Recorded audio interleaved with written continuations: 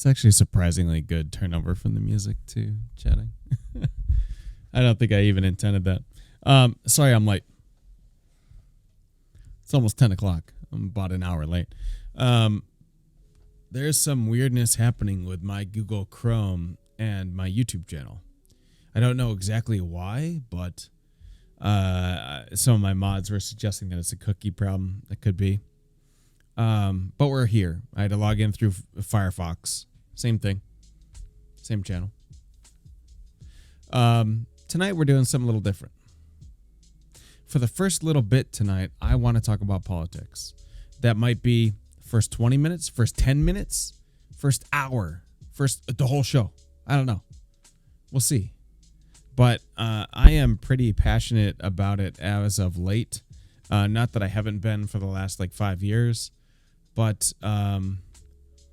it's coming to a head. You know what I mean? Obviously, the debates are running, the primaries running, so everyone's candidates are getting in and out, and it's video. I have appealed it since, saying that it's a open video it's on NBC's webpage. It's free for the internet, so we're making commentary over it. I haven't heard back, but my channel is not banned, so we'll keep moving forward. Next week, I believe there will be another debate, if I'm not mistaken.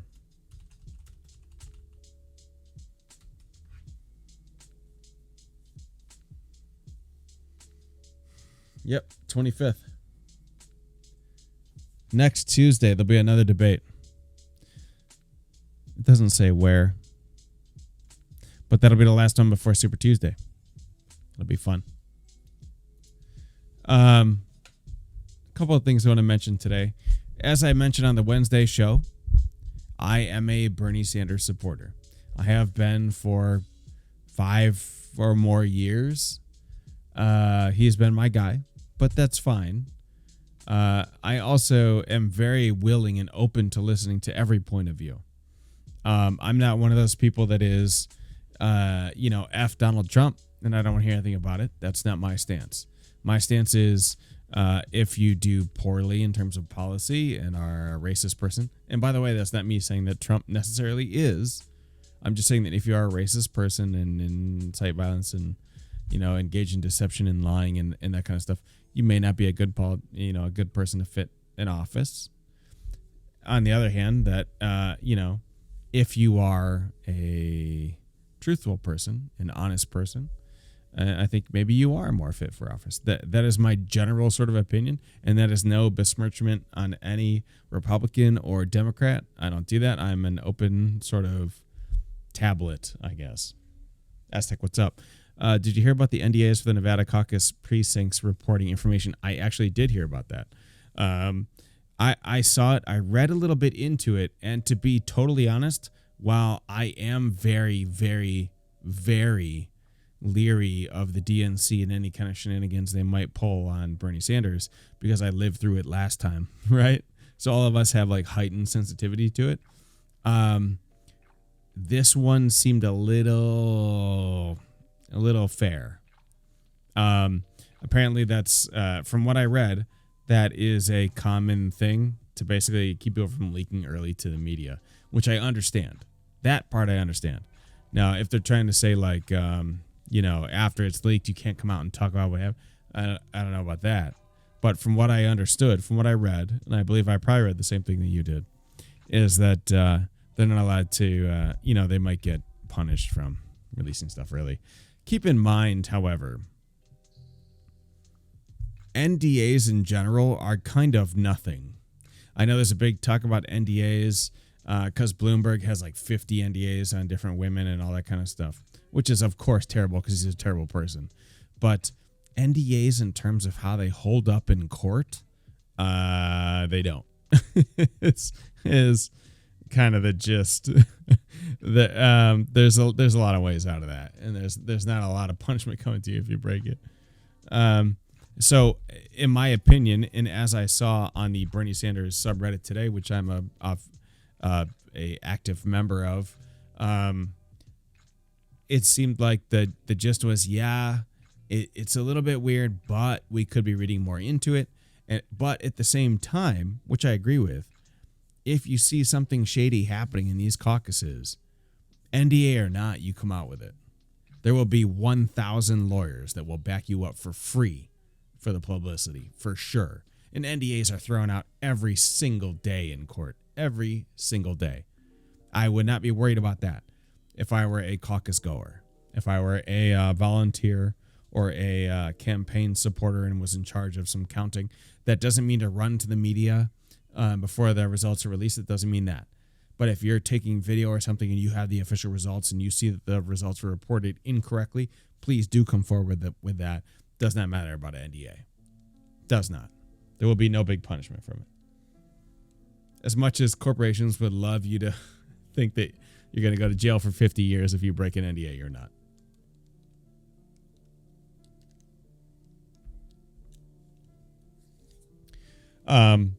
So that was a big story today, and thank you for bringing that up. A couple of big stories today. One, as I said, I'm a Bernie supporter, so we're going to mainly talk about Bernie. However, if you support another candidate, I would love to hear your story about your candidate. We had a great talk on Wednesday. A lot of Pete supporters in the chat, like a couple of Trump supporters in the chat. We had a great talk. This chat is a open chat for who you support and to tell me why, but be open-minded is what I say, and be respectful of other people that have differing opinions. We don't do that Trump hate bullshit here, screaming, Trump's a racist, we're going to get in World War III. We don't do that. Think coherently and make good points, and then we will absolutely have the best conversation ever. How? I don't know if you're greeting me or not. What's up, buddy? So another thing that came out today that was very disappointing, and it actually came out yesterday, and I don't say this with any sort of enthusiasm or glee.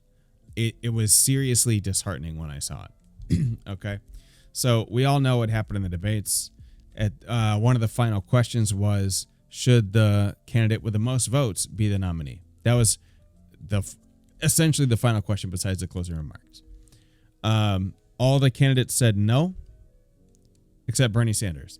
Now, you could look at that and go, well, he's winning, so of course he's going to say yes. True. However, I would love to hear the point of view that Bernie Sanders doesn't say yes for someone else. I know Bernie Sanders, I would say reasonably well. That's what I would say, and that might be very egotistical. But I would imagine if Elizabeth Warren was winning majorly in delegates and projected to win a lot of states, do I think that he would be on that stage saying no? I'm sorry, I don't. He's not that person. This guy has held the same beliefs for 50 years. You think that now is when he's going to change? I'm sorry, I don't think so. Now, that's maybe a overly positive approach, but I have to believe that anyone that knows Bernie, has worked in his campaign, has volunteered, has followed him, doesn't believe that would ever happen. That he would say yes as well, even if he was not in the position to win. That's just who he is. And that's good and bad. People call him stubborn for a reason, right? This is a stubborn guy. He's set in his ways, all this kind of stuff. You think he would say no to that? No. He would always say yes. He's always sided on the people. He's always sided with the people.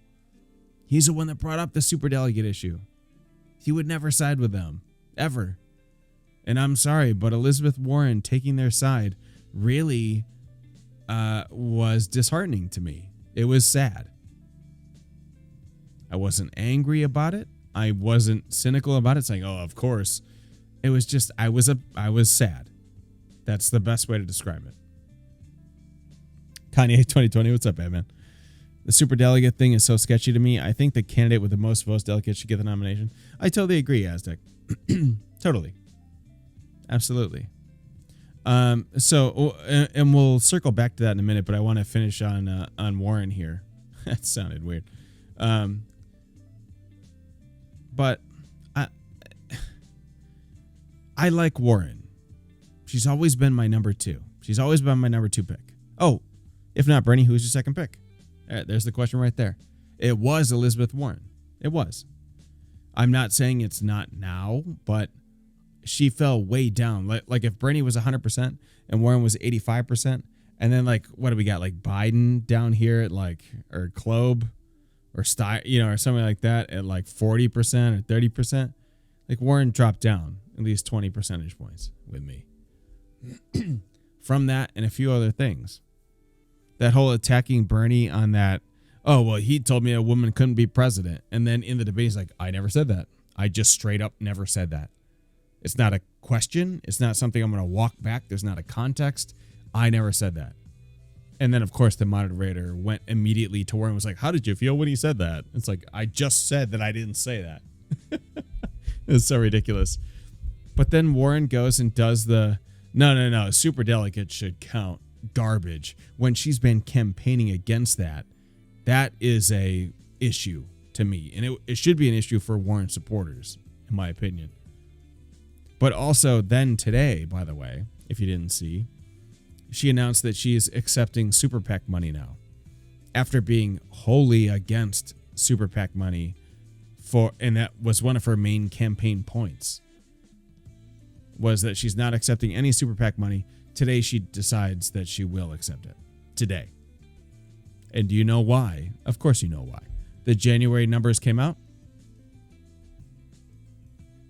for financial fundraising. Bernie was at like 16.5 million, and then Warren was at like 6 million. And so were the rest, by the way. I don't want to, necessarily say that Warren is standing out from anyone else. It was like Warren, Buttigieg, and Klobuchar and Biden are all around 6 million. Steyer and Bloomberg don't count because they're funding themselves and they're billionaires. So it's like an infinite amount of money, which is actually true when you think about that. The amount of money that $1 billion is versus how much Bernie raised of 16 million, it's nothing. It's like pennies that you drop on the ground. It's nothing. You wouldn't even stop to look at it. It's crazy, right? But Bernie raised like 3 times what every other candidate did. Warren did not. She got a big boost from the last debate, granted, and she did real well. And we talked about it live on Wednesday. She was a Wolverine in that one. She was cutting up people. It was amazing. I loved it. I was super excited. And then she votes no to the fact that the person with the most votes should get the nomination. And it just crushed it. It just crushed it.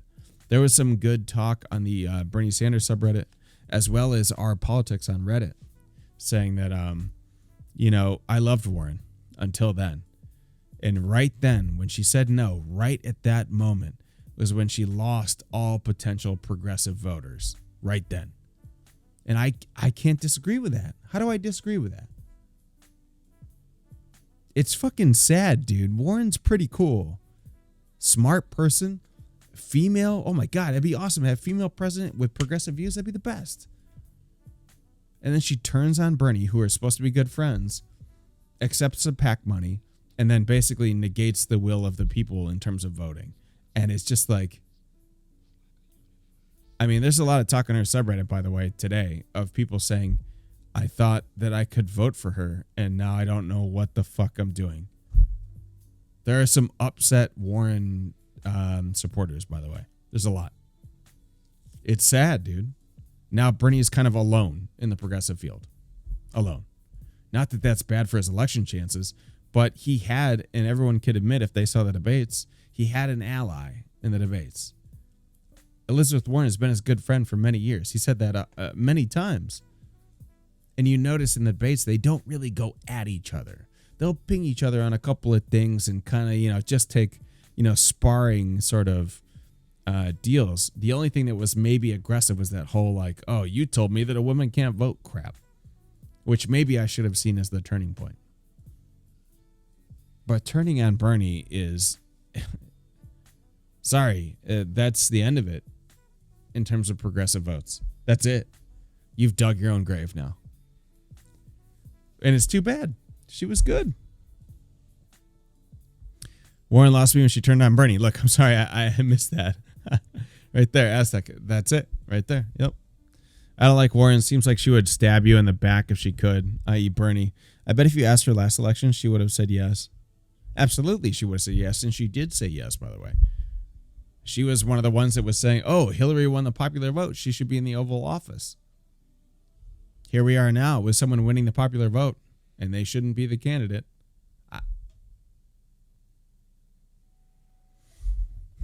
I'm a Bernie supporter, but I always hold the belief that you shouldn't attack the voters like Hillary did with deplorables. 100%. I agree with that. Because you can steal your opponent's votes unless you attack them. Yeah. I agree with that, Aztec. And I also think that Hillary made a really, really big mistake. If you remember in one of her interviews, someone asked her about Bernie bros. They said, well, the Bernie people are upset with you. And this is to Hillary, like 4 years ago. Bernie people are upset with you. And how do you bring those people back in? How do you bring his supporters back into your side? And she literally said, word for word in the interview, we don't need them.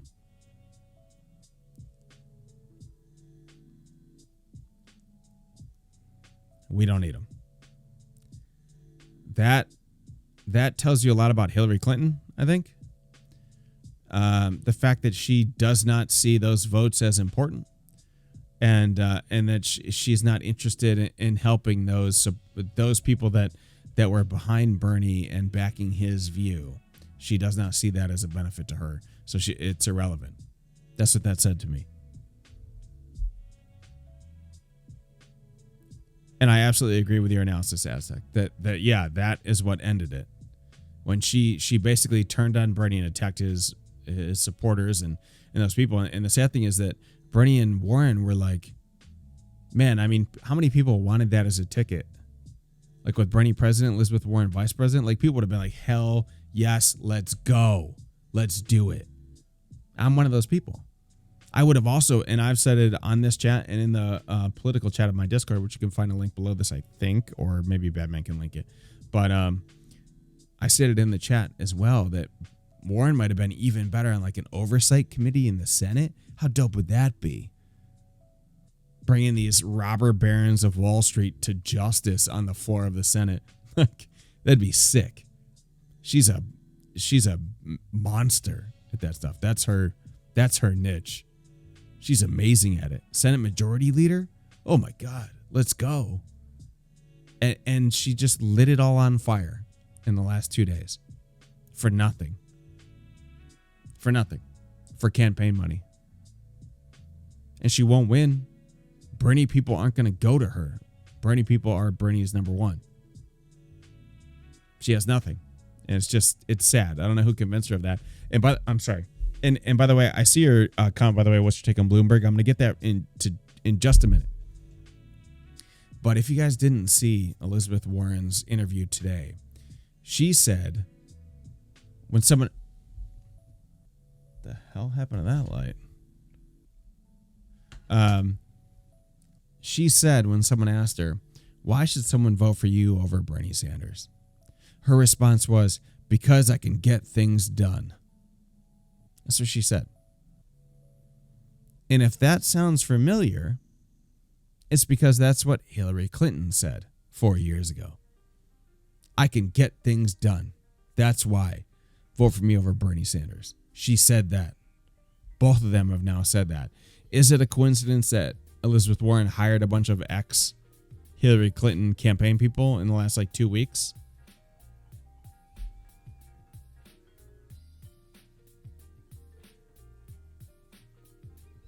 It's not a strategy to win. I don't understand it. I'm very, like I said at the beginning of the show, I'm sad about Warren going that route. I'm sad about it. It doesn't make sense for her character and what she's pitched her whole campaign. I feel like when this campaign is over and she has to submit and not win or whatever, she's going to be sitting alone in her bedroom like, what the fuck did I do? Like, I believed in one thing my whole career and then I threw it away. I feel like that's going to be her. And this is why people don't get, Bernie, in that he sits in his room at night and has said the same thing for 40 fucking years. There's no, I'm going to go back and forth. It doesn't even make sense. It's just, it's sad. I think Warren's going to really regret it. She ate those words. Joe Biden said the same thing. I get things done. We'll give some examples. Yeah, exactly. Oh, no, Joe Biden would go, well, of course I have examples. Me and President Obama, because he has no examples of his own. It's only piggybacked on Obama's. It's ridiculous that he's even a candidate. Or even asking Hillary for advice. Yeah, absolutely. So let me get back to my take on Michael Bloomberg. I mean, I'm a big fan of getting money out of politics. So already Bloomberg exists as someone that is the antithesis of that. He is the opposite of the person that I would want to be in politics. I don't necessarily think, I didn't think he was a terrible person. Now, you hear all these sexual assault claims and these harassment claims, and he's got all these, pending court things. It's, he's paid all these people off. I get it. Maybe that's a little bit of an issue with powerful businessmen. I understand that to an extent. But now we're talking about 40, 50, 60 of those cases. That's just not... the guy's kind of slimy. He has some terrible policies in New York City. However, I will give him this. He did clean up New York. He's not wrong in saying crime dropped. He is wrong in saying how he went about doing that. He is wrong for that. Generally, New Yorkers in Manhattan loved him. I'll give him that. He's been a Democratic supporter for a long time. I'll give him that. Is he the right candidate for right now fighting against Donald Trump? No, he's not. Warren gutted him on the stage within 5 seconds of the debate start. And I will say this.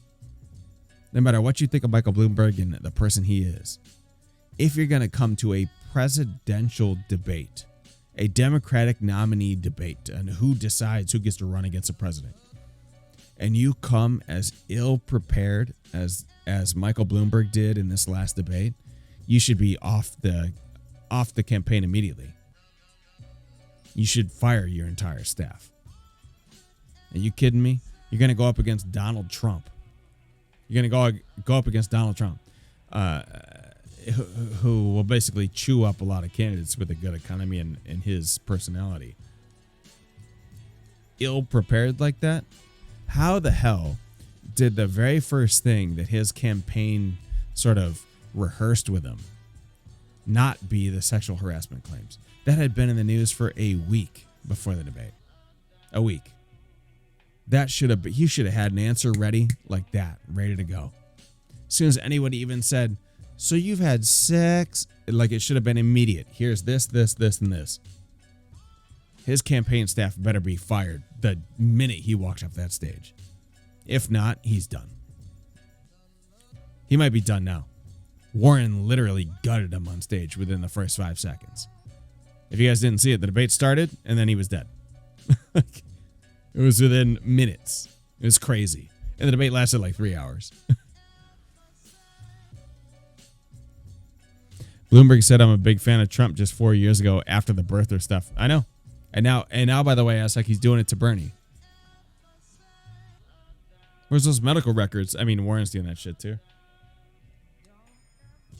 By the way, on that medical record shit that Warren tried to pull in the last debate, Dr. Sanjay Gupta, world-renowned doctor, neurologist, was in the news today saying, I reviewed what Bernie put out, and it's 100% like there's nothing else you would need. That's all of his medical records. It's more than sufficient, is what he said. So when you have world-renowned physicians chiming in, like I'm not sure what else you need at that point, or what she was trying to dig at. Like Warren just turned into such a huge piece of shit in the last debate. It was terrible.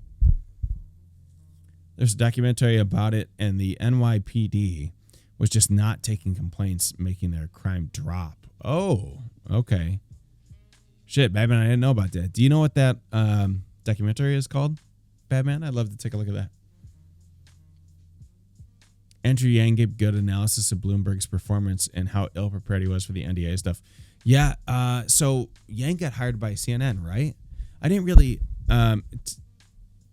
as of right now, I don't fully understand his cooperation with CNN. Someone told me he got hired as an analyst, by CNN for that debate. Is he going to continue that for the further debates?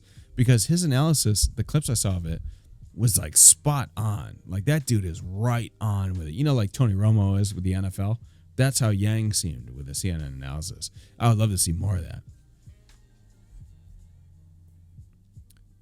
But I didn't know he gave that analysis of how ill prepared, because like if you're coming into the debate and there's basically 2 questions about you, you're a billionaire. You have a bunch of sexual harassment claims. Those are the 2 biggest things. Stop and frisk. 3 biggest things. If you don't have a prepared statement for each of these 3 things, you should not be on the debate stage. He had nothing. It's crazy. And by the way, don't even get me started on him going in on Bernie Sanders for owning 3 houses, okay? He's like, Bernie, you own 3 houses. What are you talking about, a poor person? And I could understand how upset I would be if I was Bernie. 1, he's the senator from Vermont, so he's obviously from Vermont. He has a house there, okay? He works in D.C. He has an apartment there. There's 2. His wife inherited a lake house that probably cost $20,000. If you guys have seen the picture, it's this baby shack lake house. His wife inherited it. That's Michael Bloomberg calling him on 3 fucking houses. Bernie Sanders is worth a total of $2 million. That guy is 78 years old. Just for reference, every investment firm today, if you were to ask them, what do you need to have to retire at the age of 67, they would say $1.3 million. I looked it up today. $1.4 million. But Bernie having $2 million is some kind of wild, look at how opulent he is. It's so absurd. Bloomberg was such a dick for saying that. $2 million Bernie has compared to $66 billion that Bloomberg has. It's not even comparable. It's absurd. Maybe on Netflix? Okay, I'll check it out. Yang has great introspective. Okay. I don't know. To me, it just seems like Bloomberg has the most sensible policies that would be appealing to the Americans across the spectrum. But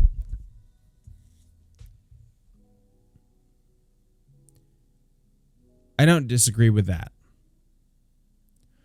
In terms of electability and the way that Elizabeth Warren literally just cut him open and his gut spilled out on the debate floor. In the first 30 seconds, by the way. And if you saw the debate, in the first 30 seconds, the guy was floundering like he was gutted. How does he do against Donald Trump? Do you think that person has the highest electability percentage chance against Donald Trump? Sorry. That's not it. I can take your point on that he has a more moderate stance, so maybe he appeals to a couple of different groups. I'll grant you that, for sure. In terms of debating, he has not a chance. In terms of black voters, Donald Trump versus Michael Bloomberg, he has not a chance. Not a chance.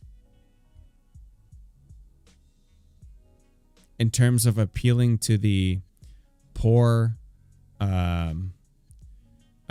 under poverty line, struggling to make ends meet crowd versus Donald Trump, not a chance. If this, and by the way, this is what I've heard for years. I've heard this for years. Our main concern is getting rid of Donald Trump. That's what I've heard for years. Donald Trump is a nightmare. He's a disaster. We got to do everything we can to get him out. The most dangerous president. This guy has to get out. Everyone needs to unite behind the best candidate. I want to see a convincing argument that Bernie Sanders is not the best candidate. Tell me how he's not. I think personally that Michael Bloomberg would be annihilated in the first debate. That guy proved on Wednesday that he can't even debate his Democratic colleagues. He's going to debate Donald Trump? No.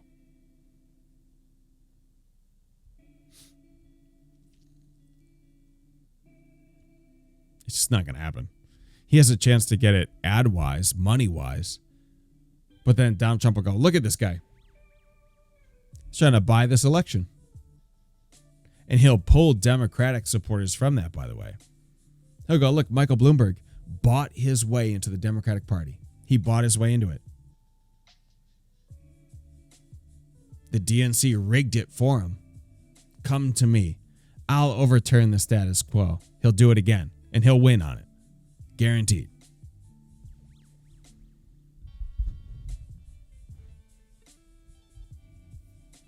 One thing during the debate that made me kind of mad was Bloomberg saying that's the first problem to Sanders. I work in Washington, so he's implying Sanders shouldn't even be a senator.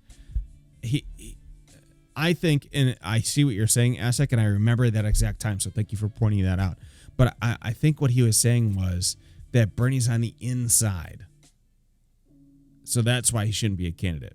I think that's Michael Bloomberg's position, is that the Congress and the Senate and the House and the president, all those things are broken, and that you need a businessman to fix it. That's his stance. I think that's what he's getting at, although I see what you're saying. Absolutely. I posted the article about the NYPD stuff in Discord. Bloomberg is mentioned in it. Okay. I got you. Okay. Thank you.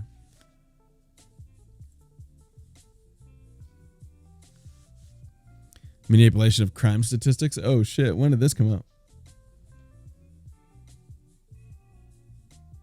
Okay.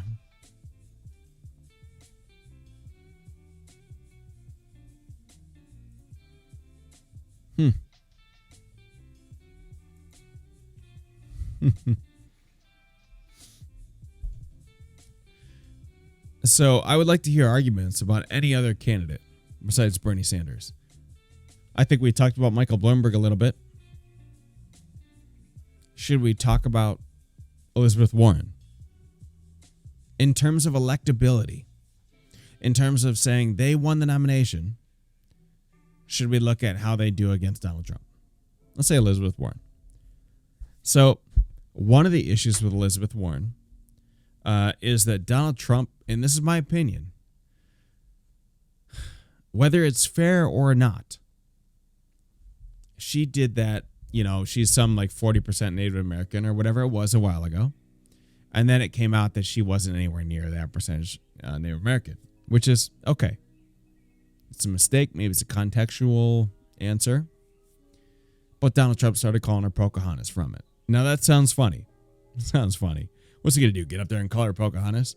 But remember who his base is. Remember what they key on, right? They might key on words like that. Like, because when he calls her Pocahontas, he's not actually making fun of her for being Pocahontas. He's making fun of her for lying. Okay? Now you might say, well, that's super hypocritical. Donald Trump lies every second of the day, which he does. But how do you take the moral high ground if you also lie? So Donald Trump, all he's doing by saying Pocahontas is dragging her down to his level. He's like, no. You're not up here. You're down here. We both lie. Now let's fight. And do you think someone's going to beat him on this level? Down in the pits? Then you have to take into account that she basically burnt every progressive bridge this week.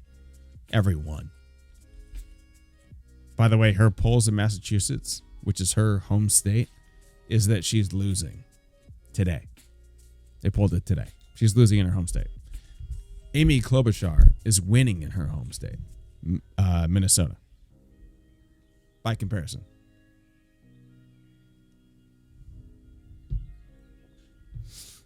Can you explain the YouTube video called The Trumpsman? No. What is that? No, I haven't seen it. It's hard for me to even have a second pick at all after all the candidates came out in favor of the DNC deciding the nominee regardless who gets the most votes. Aztec, I hold that belief. I feel you 100% on that. I don't know who I'd vote for a second. I had one person in mind and they burnt it. And I think a lot of people are in the same position that you and I are. Where we go, we thought this was an ally. And then she basically lit the bridge on fire. And what do you do at that point? That's why I said at the top of the show that I was just more sad about it than anything. I'm not mad about it. I'm not angry about it. I'm just sad. I thought she was the ally. And it sucks. It does. 100%.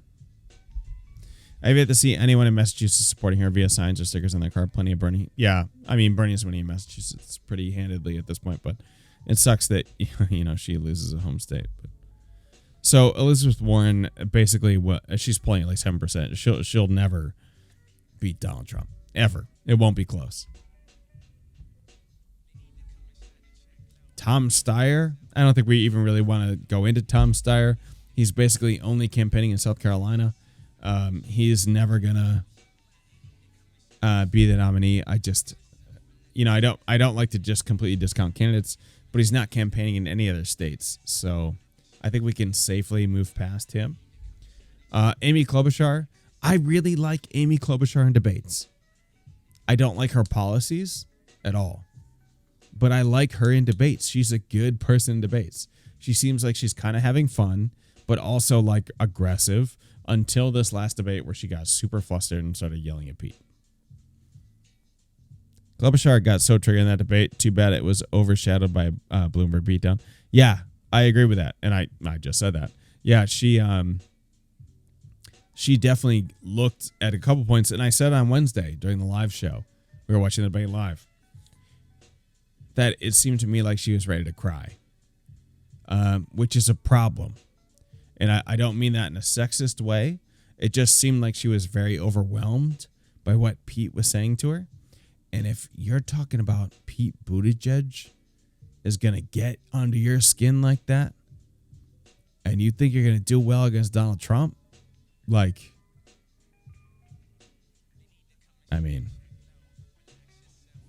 just not going to happen. I'm sorry. I like Amy Klobuchar just fine. But against Donald Trump, who's really going to dig the nails in, and flay her on the stage. If you can't keep your cool from Pete Buttigieg, you're done. It's not going to. I'm sorry.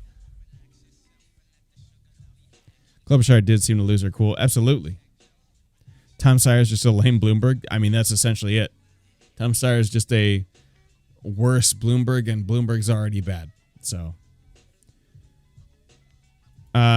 Pete, that's an interesting one.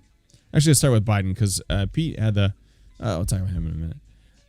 Biden, this is, I think, one of his debates where I felt like he talked not so much. But Biden's issue, in my opinion, and he may think it's a strength, is that every single thing he says about his policies or what he's done always relates to President Obama. Always. That guy can't say anything he's done without invoking Obama. He's never said oh, blah, blah, blah. He's like, oh, yeah, I was a part of that. Back when President Obama asked me to take care of this, he always goes right back into Obama. And I know that that's a decent shield and a decent step up for him. But at some point, have you done something on your own? Am I voting for President Obama? Is he actually running? Every argument that Biden has is that he and Obama did something. It just doesn't give me a sense that he can do anything. Biden, go vote for someone else. Yeah, he did say that. It's just he's kind of an old grumpy man, and I get it. And by the way, I called this 4 weeks ago on this show. Watch. Biden's going to drop out and support Bernie. Watch. I know you're thinking right now, Biden's going to drop out and support a moderate. But I think that Joe Biden is someone who thinks, acts, and sort of does policy from his heart. And a couple of debates ago, him and Bernie really were like bros. I think they get it. I think he's looking at Bernie like, this is a guy who's stuck by his beliefs and this is a true American, like that kind of shit. He's going to go for Biden, watch. Or I'm sorry, for Bernie, watch. Calling it. That's my long shot call, by the way. I totally got the impression of her almost crying when she said, are you calling me dumb? Yeah, absolutely. Honestly, I don't know why Biden is still even running. He can't even speak in full sentences. So Biden is only running because of South Carolina. if we're all honest with each other. Biden has what he would call a firewall or a stronghold in South Carolina because he felt himself a champion of the black vote in the country. But if you've looked at the polls, Bernie is just eating that whole. They're all going to Bernie because they know that Bernie actually espouses what black voters are interested in, what their the policies that they want to see happen are. That's Bernie. It was never Biden. Biden got the pass because of Barack. That's it. Once Biden loses in South Carolina, he will drop. Right after South Carolina, Biden will drop out. And my long shot call is that he endorses Bernie Sanders. My long shot call.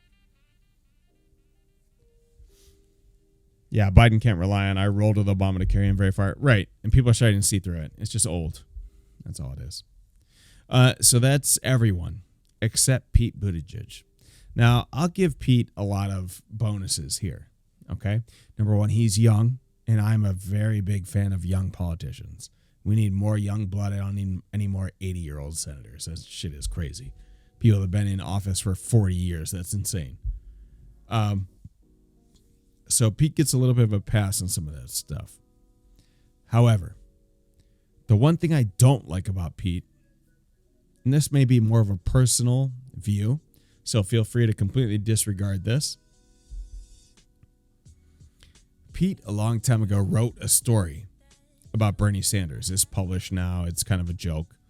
But he wrote a story when he was younger about how Bernie Sanders really inspired him to be a politician and become a influence to other people because of his convictions, because of what he stood for. Well, fast forward 50 years.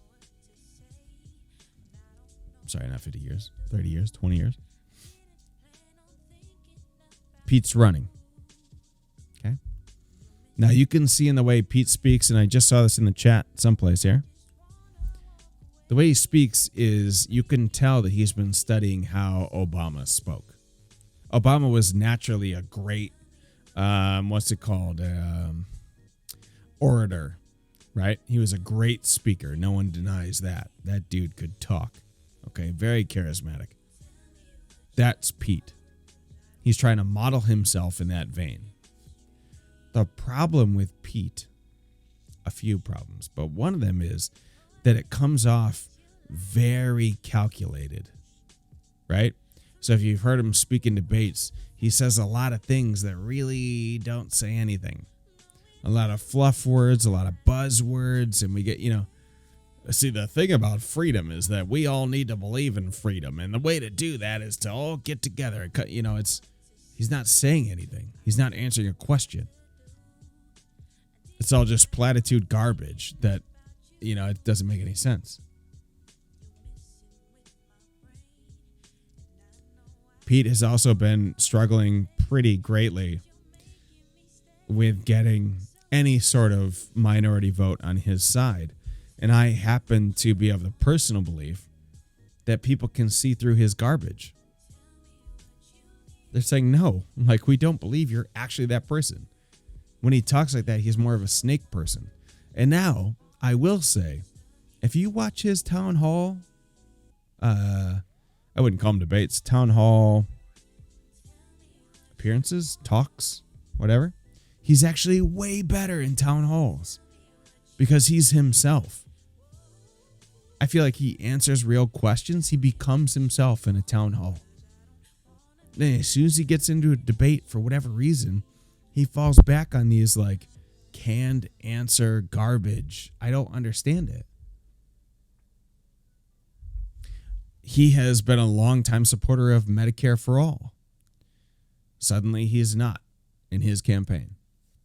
I don't know if that has anything to do with the fact that many pharmaceutical reps are financially supporting his campaign.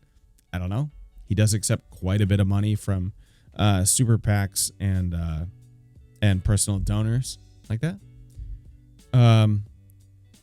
Could be. He also failed a couple times in the last debate. If if you guys saw when he called out Denmark. He called out, this is why the American dream is going away. Did you know that Denmark is way, the best place to live out the American dream is in Denmark? And he said that. And, Bernie was like, hell yes. He's about to hit a home run. That's a softball over the plate. Of course it's Denmark. Because they have universal health care. They have free tuition for college. They have literally all of Bernie's policies, and Pete admitted that was the best place to live. That was a mistake on his part. I don't know who coached him on that, but that was dumb. Bernie ate that up like it was nothing, as he should have.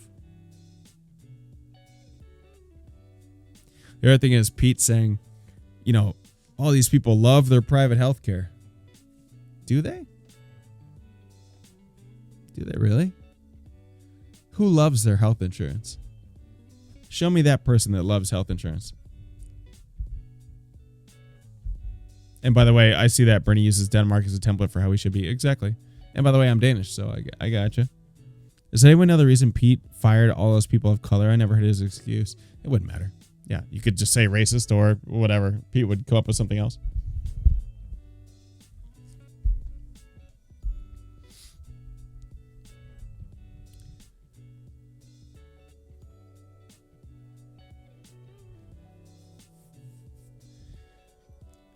There was a study that Bernie Sanders linked during the debate. Said out loud. The Lancet study, the Yale study, the one on Medicare for All, that took into perspective all these different papers and did a study on it. And their findings were that Medicare for All saves the country, in terms of healthcare, $480 billion. Saves $480 billion. They also did the same study on Pete's plan, Medicare for All Who Want It. What kind of dumb name is that? It's so stupid. Medicare for All Who Want It actually costs more than the current plan by $175 billion. So there's no one that's going to be able to talk to Bernie about a cost issue with his plan. There'll have to be other things brought up, since Bernie has many studies backing him at this point. And he used it very wisely when Pete said something. I have a feeling that Bernie had that in his pocket, was just waiting for someone to bring up the cost of his healthcare plan. Like, just wait, I'm ready. Give it to me. Someone say something. Pull it out. That's another issue with Pete. Obviously, the private donors and all that stuff. I mean, you know who he's going to be beholden to at that point. He's basically another Barack Obama, which, by the way, I like Obama. He's fine. But there's no one that can argue that he wasn't really friendly with bankers. I mean, there's no one that can argue that. And Pete appointing a bunch of Goldman Sachs executives to his campaign team. I mean,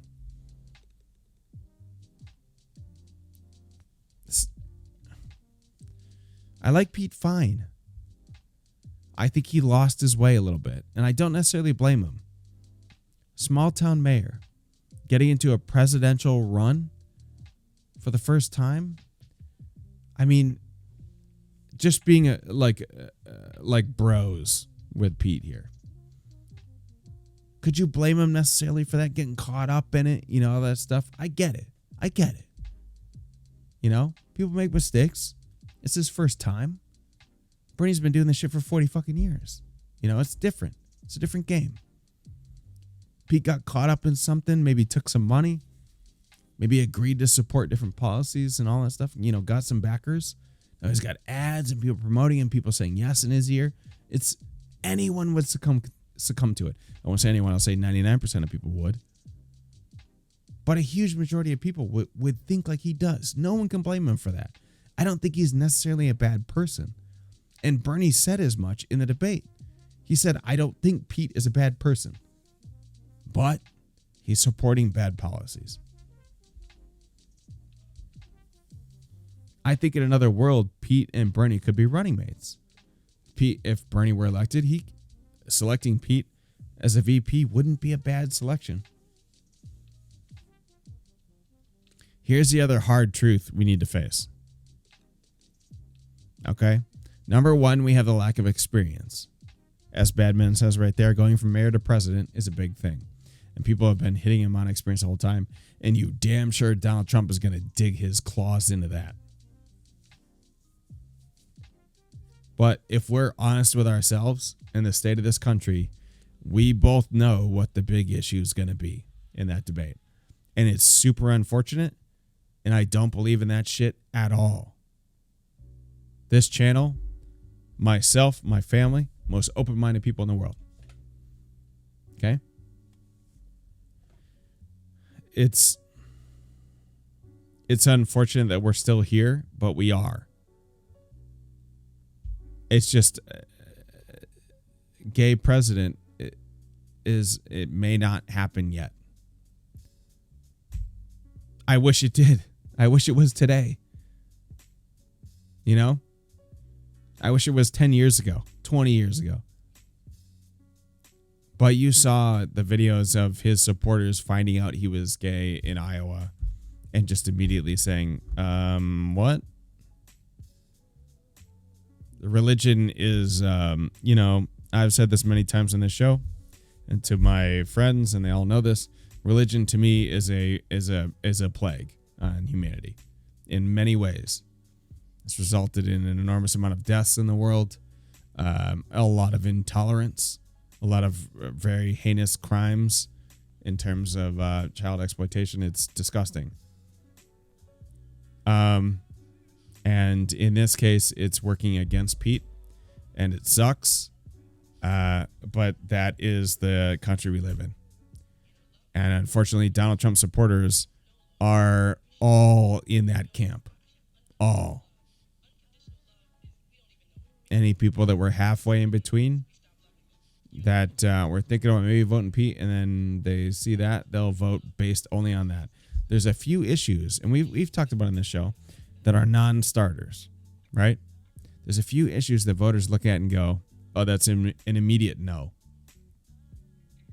Okay? Gun confiscation is one of them. Thank you, Beto O'Rourke, or Beto O'Rourke, whatever his name was, who is trying to run for governor or whatever, or senator of Texas. And he ran on a platform of confiscating guns from people in Texas.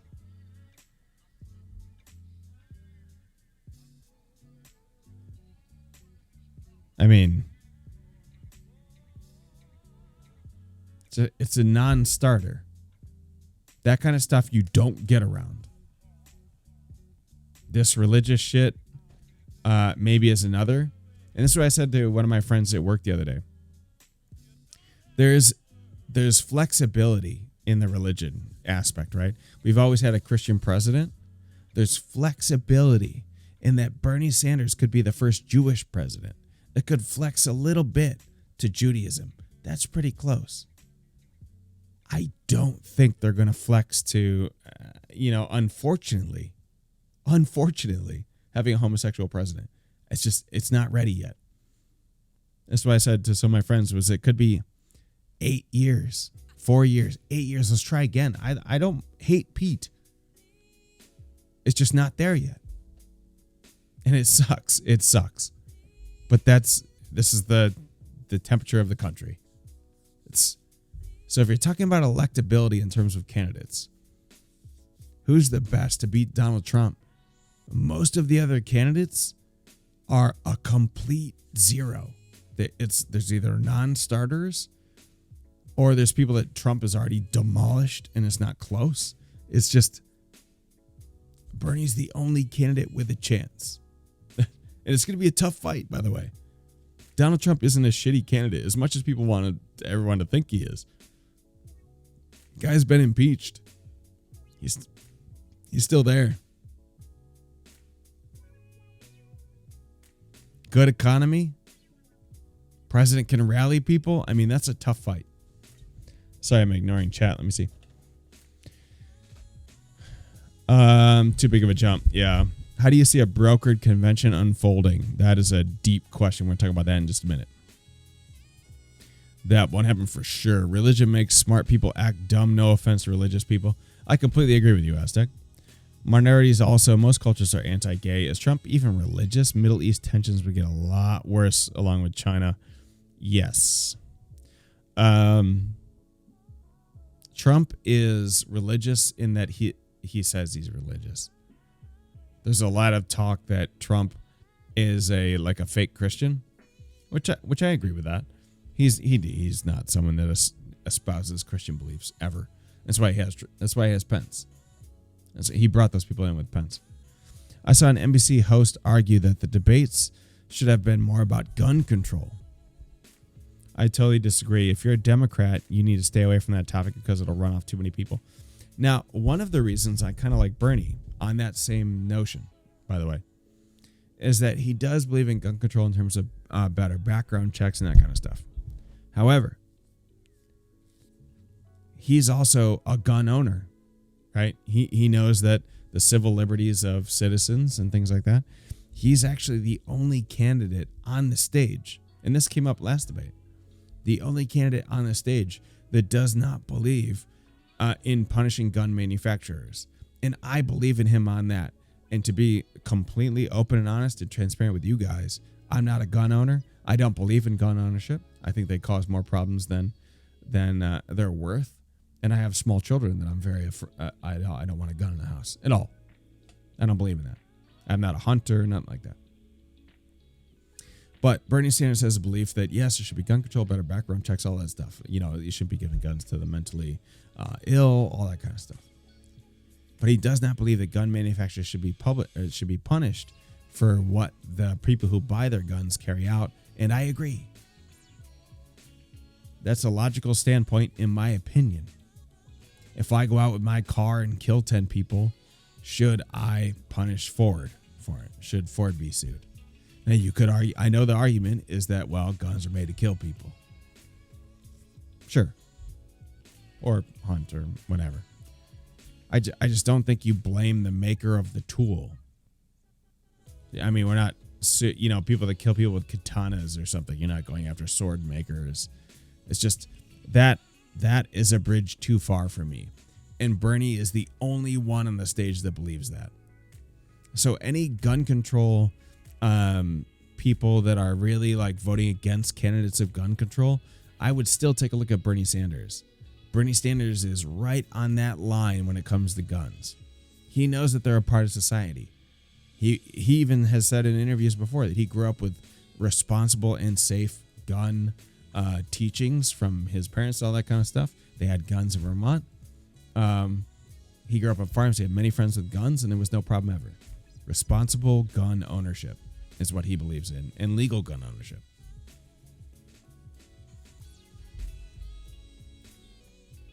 So that's an interesting divergence from the rest of the candidates, in my opinion, and why I think you may be able to bring in some Republicans, by the way, or some pro-gun people, is saying like, hey, I'm kind of there with you guys. Like, we can't get a better background check. Like, I mean, we could all kind of go in with that, right?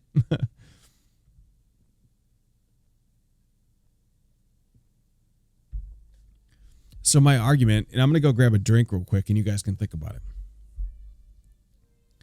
My question to you is this. After our discussion of all the candidates, do you think I missed something? Do you believe there's a candidate out there that I didn't think of an aspect of, or a candidate that is better to be the president of the United States, to run as the Democratic nominee than Bernie Sanders? Has a better, here's what I would say, a better percentage chance of beating Donald Trump. Not saying he will absolutely beat Donald Trump. A better percentage chance to beat Donald Trump than Bernie Sanders. I would love to hear that reasoning. Give me just 2 minutes. I'm going to grab a drink. I'll be right back.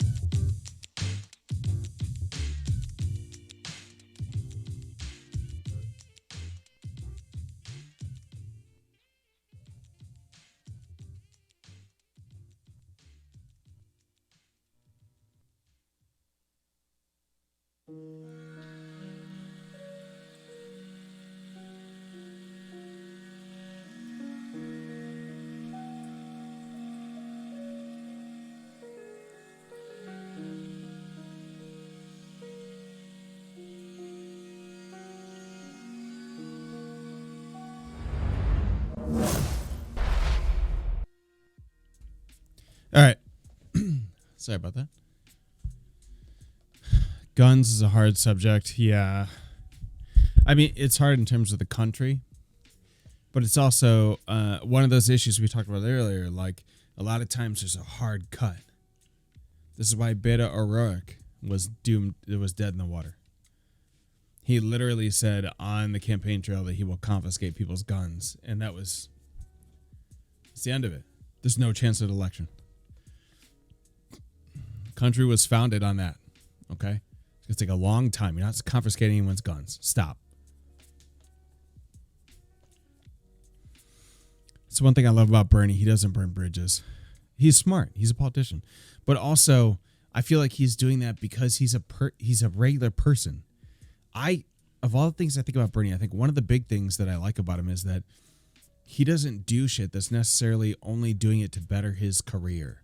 He's doing shit because he knows that in 50 years, the society will be better because of it.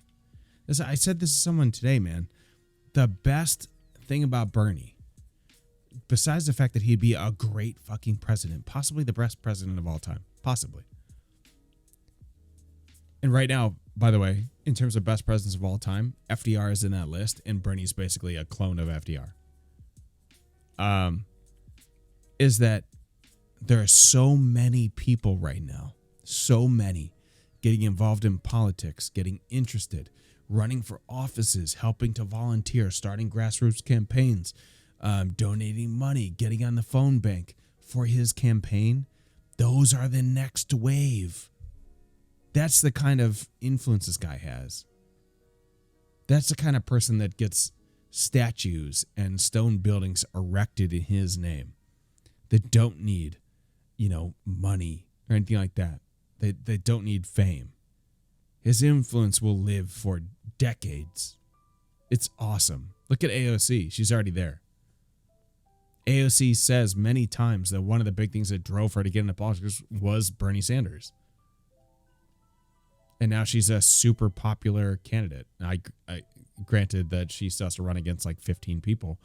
And she might have made some missteps, but she's very well liked. And there's many more candidates just like that. That guy's legacy is going to live on forever. It's awesome. It's awesome. Any person that's ever lived could hope and dream to achieve that level of legacy. The normal everyday person, the best thing they can hope in their whole life, right? The best thing they can dream of in their whole life is they possibly influence and set their children on the right course, right? That's the best way. Carry on the legacy. Your name lives on, you influence the next generation. That's kind of the code of humans, right? It's the code of the species, to pass down information and to reproduce. From a very base standpoint, that's the motive of life. Reproduce, pass down information. This is why things like evolution exist. Now put that in terms of the political spectrum and where Bernie Sanders sits. He's reproducing his mindset and imprinting on all these young people that are like, holy shit, I can actually be involved in politics and this is exciting. And this guy actually stays true to his word and is honest and has all this integrity. And, has fought for the things that are right his whole life. He's convincing those people to get involved. That's crazy powerful. That's crazy powerful. There will be statues of Bernie Sanders for a long time. There's statues of Dr. Martin Luther King. It'll be the same for Bernie Sanders. Just watch.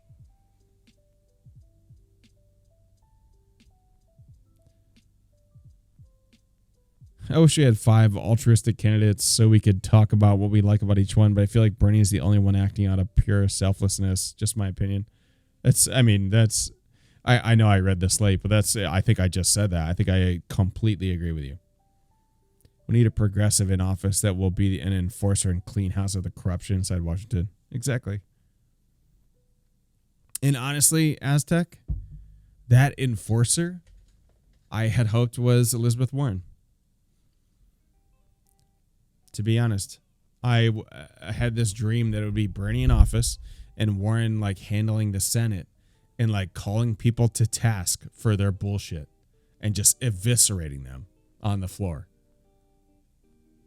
And we could clean this whole shit up. And then, I'm sorry, but in the last few days, I feel like she burnt that whole thing down.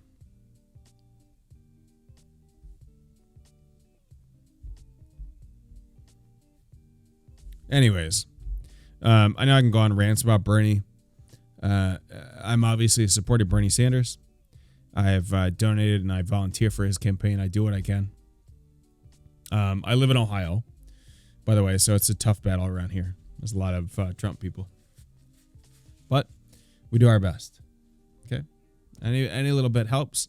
And I highly encourage anyone that follows Bernie or is interested in those policies to run for office. Local office.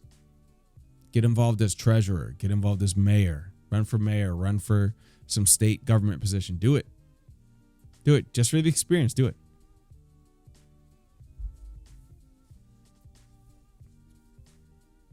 Is it Sank or Chank? I always forget. Yeah. From the Young Turks. Yeah. That dude's great. Oh, you're in Michigan, Aztec. Nice. Yeah. Both battleground states, right? So we're both like pretty important.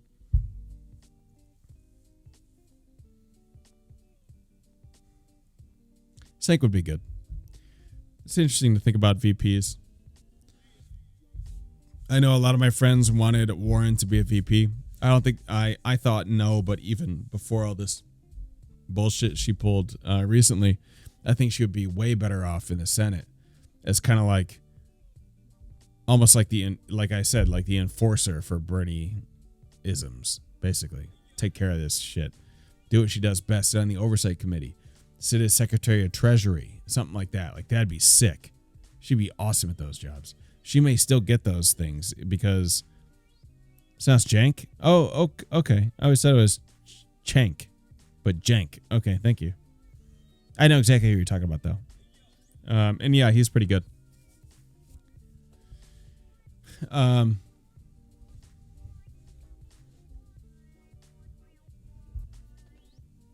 Good. Say no bueno.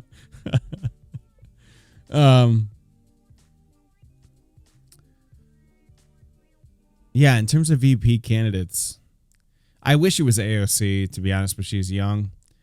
I would love Jenk.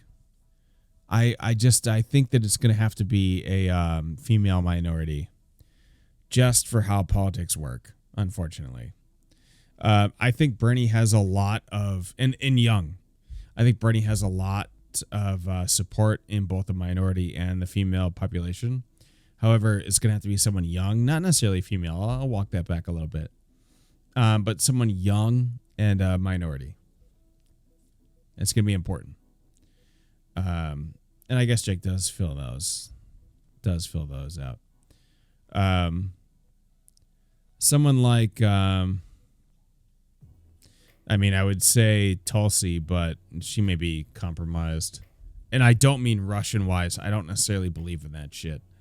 But she might be too much in terms of not voting on Trump, basically.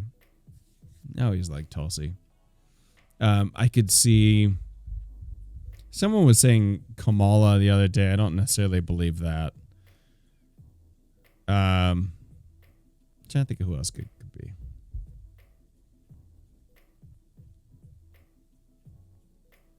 It might be interesting if it was Klobuchar, to be honest.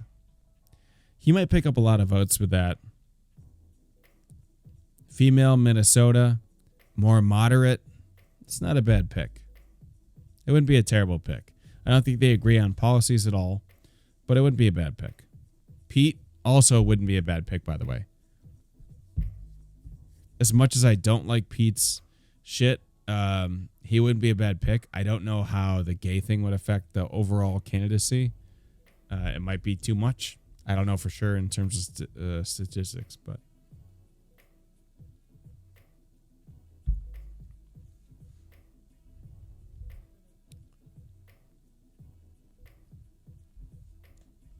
his name, meaning of first and last name, was very contradicting. Okay. I'm trying to think of who else. I love if Nina was involved in some way. I hope she makes it to a cabinet position at least. She's been a huge supporter. Same thing with Cornell. Obviously, AOC will be greatly involved in most of his things. She's been a huge supporter since day one. Yeah, I just don't know who would be the best VP. It's interesting. I think it'll have to be a minority female, to be, in my opinion. Pete is the only possible one that might fit. You could say, I mean, it's shitty to say it, but could you say that he's a minority a little bit because of sexual preference? And it sucks that that's the case, by the way. It fucking sucks, but it's a minority, or at least how people think of it, which is absurd. He might be pretty good. More moderate. People can get behind it. Got a young guy there in case something happens. Pete's always been, I mean, in terms of his personal beliefs, he's always been a big fan of Bernie Sanders. I know he has to run against him, so he has to take different beliefs. So maybe that is invoking some of his stuff. Advocate of communism. Get out of here. Get out of here. But yeah, it'll be interesting. Let's talk quickly before we wrap the politics portion of this show. Let's talk about some polls. Polls right now have Bernie up quite a bit in Nevada. Nevada is coming up. Let's see what it looks like on 538. 538, the website, by the way, Nate Silver does simulations on politics. They're usually very accurate, by the way. Very accurate. So he's got Bernie Sanders right now to who will win the Democratic primary. He's got Bernie Sanders at winning a majority at 40% and no one at 41%, so it's close.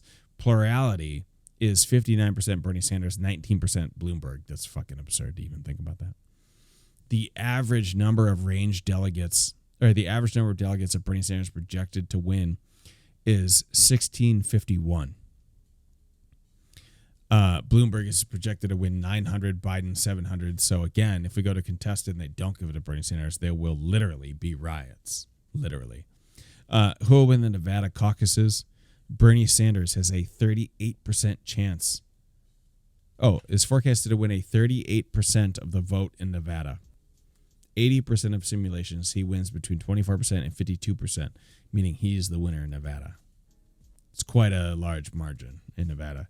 But Bernie Sanders, as I said, minority vote, is a large Latino population. He does very well with Latino population, as he should.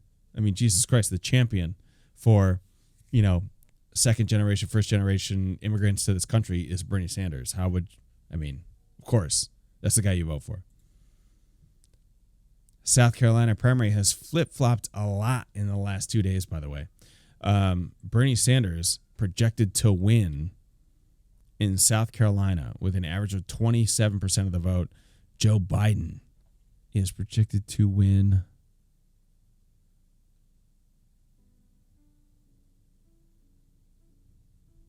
Okay, Bernie Sanders has a 45% chance to win South Carolina versus Joe Biden has a 41% chance to win, which is crazy because Joe Biden has been only campaigning in South Carolina. So that's how much Bernie's momentum is carrying him. So take that into account. I wish Bernie would label himself as a social democrat and not a democratic socialist because of the weaponizing of the word socialism. I agree, but I said this to a friend of mine who basically told me, hey, Trump's going to hammer him on the socialist thing. He's going to keep calling me a socialist. And I said to him, but here's the thing. Every other Democrat candidate is going to be labeled the same way because they've all adapted Bernie policies. They've all adapted socialist policies. And by the way, Republicans always call Democrats socialists. Always. Every single election. You just want to give shit away to the people. Like that kind of stuff. They always do that. If any of them has the best chance to defend it, it's Bernie.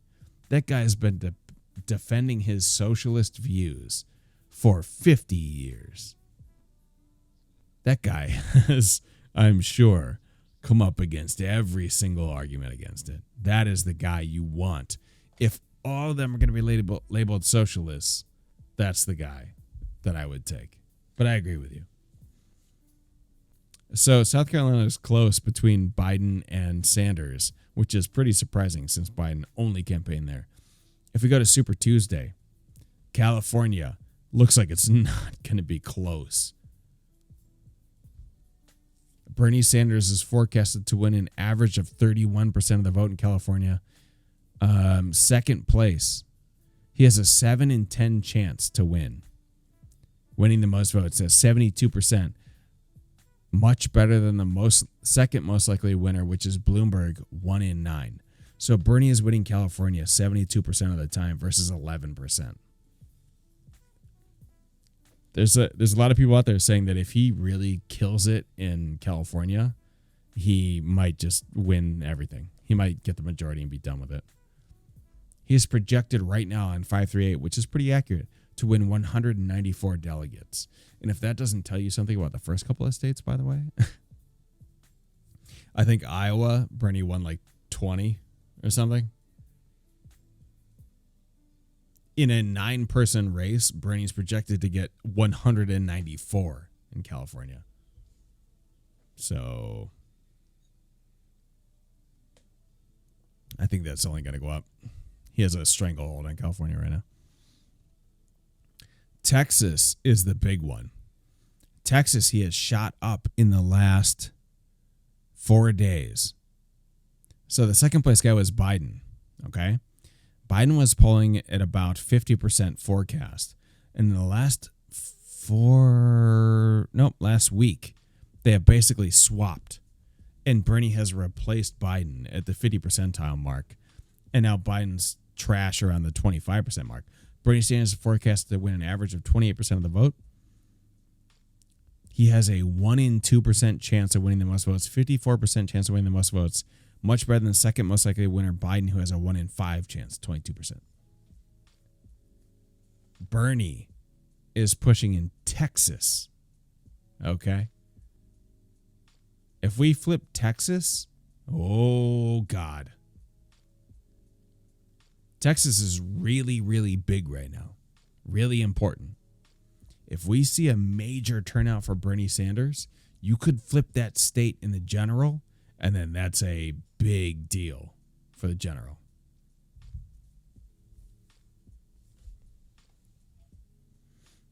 It only takes 30 seconds to explain that he is merely saying he is in favor of capitalism with more social safety nets. It's not even an extreme ideology. I agree with you, and I think you maybe explained it better than he has done the last few debates. He's been saying his usual stuff on how we already have socialism, which he's not wrong, but that's more succinct. And I think maybe you're right, is that he needs a quick 1 or 2 line answer to that kind of stuff. I feel you on that. Texas is surprising me. Texas should be surprising everyone. That's a big thing happening right now. Let me switch so you can see it. This right here. This is the graph I'm talking about. Let me zoom in. Where are we at? Oh, too far maybe. So there's California sitting up there. And this is Sanders right here. You can see this percentage mark right here. I mean, It's not even close. It's not close. Sanders is the blue line. It's crazy. We scroll down to Texas. Look at this. Look at this break. In the last week, Biden has plummeted and Sanders shot up in his place, which is very, very surprising. There is no way in hell that Sanders' campaign expected to win Texas. Never, ever. That's not a place where socialism, if you were to label him as that, does well. Okay? Texas is not that place. If Texas comes around to Bernie, it's holy God. Like, that's huge. It's big for Bernie Sanders supporters.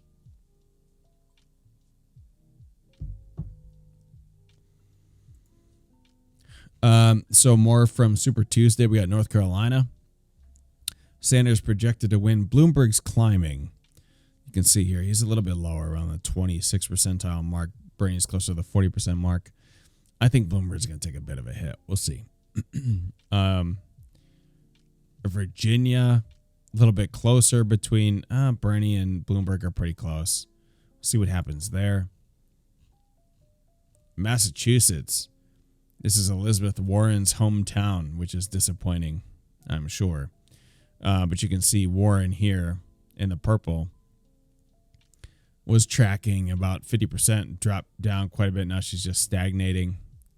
Then she takes a dip, spikes back up on debate day, and now she's back down. It's kind of too bad, but Sanders has been spiking there too. So he's up and only showing more growth. Scroll down to Minnesota. This is Klobuchar territory. Yeah, Klobuchar is doing quite well here. This is her home state, to be fair. Senator from Minnesota. So she's going to skyrocket, and they're going to rally behind her from that peak crap. Sanders isn't too far behind. That's pretty close for being her home state. Everyone else is in the tank. No one else in that state gives a shit about these other candidates. Just Sanders and Klobuchar. And again, I don't dislike Klobuchar. I mean, wins her own state. Sure. Sounds great. Scroll down a little bit. Who do you got next? Colorado. I mean, it's not. Look at this. That's not a close race. But it's Colorado. Very liberal state. Of course, it's going to be Bernie all day long and not close with anybody else. Tennessee is surprising. Kentucky's also surprising, by the way. Sanders up a lot. You can see in pink here, this is Biden tanking hard. At the same time, Bernie rising. Everyone's just jumping on Bernie's shoulders now. Bloomberg's still rising. He's not out of it. Still rising. But Sanders is a controllable lead here by probably about 6 or 7% in Tennessee. Keep scrolling. Alabama. Let's see what's up here. Joe Biden in command of Alabama. Who do we got in the blue? Is that Sanders? Yeah. So Sanders is close. He dipped down a little bit.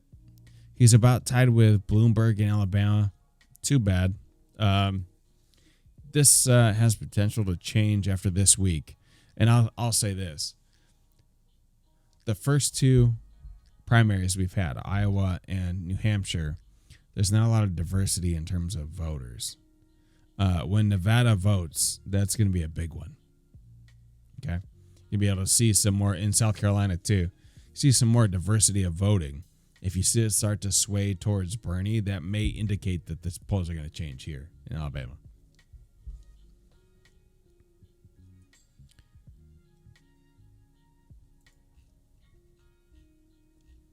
Oklahoma.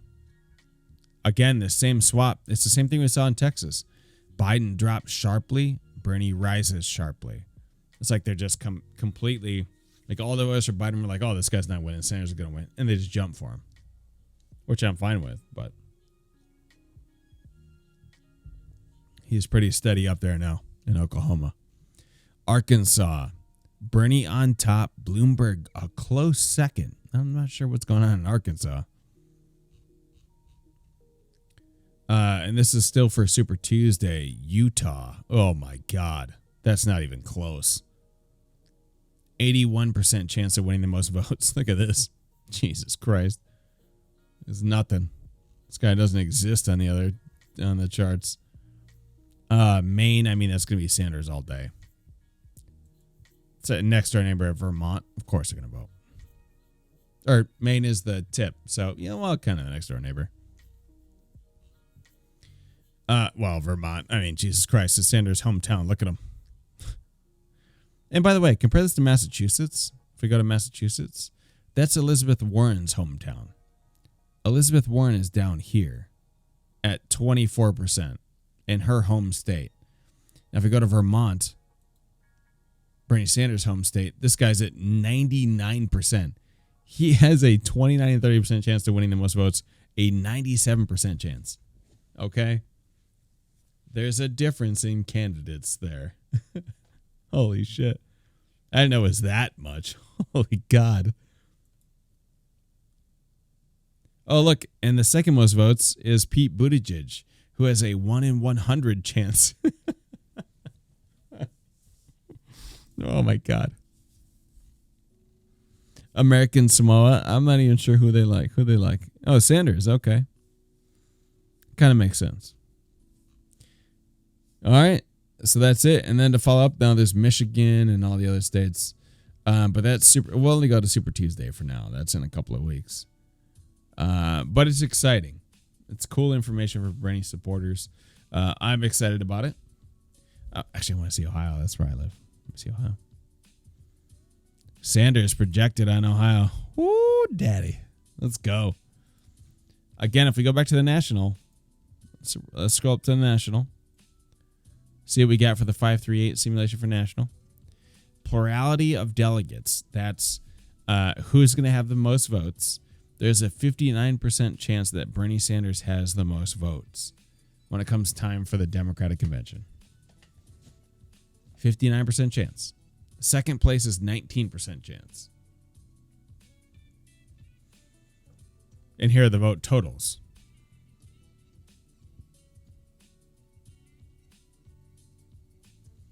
You need 2,000 to get a majority. If only Warren would drop out and back Bernie, we could get there. Too bad, man. Too bad for Elizabeth Warren. And for all of us, maybe.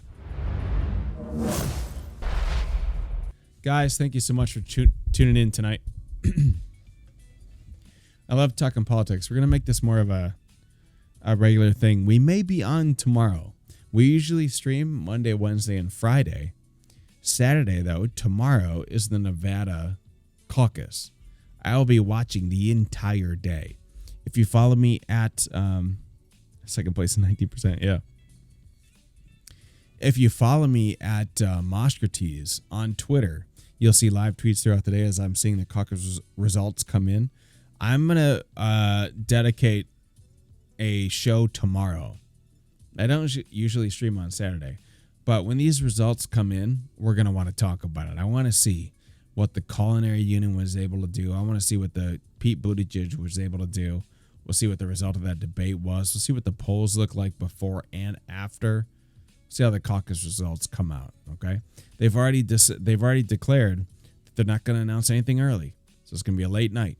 Okay, so get your beers, get your food. We'll come back here. We'll talk about it tomorrow. Live results. We'll see how we're feeling at that point. Thank you guys so much for tuning in. If you want to join some more discussions, I like your positivity sub. Oh, thank you so much. Yeah, I mean, it's important to be positive no matter. And I said this on the debate show. Vote no matter who you vote for. We talk in this show a lot about Bernie, and we talk about realism in terms of who's the most electable and all that stuff. Even if you vote for Donald Trump, please vote. Take part in the process. Okay? I'm not going to pull out that civic duty garbage where like you feel forced to do it, but you have a selection in how your country is run. That's what makes the United States great. Exercise it. Doesn't matter who you vote for.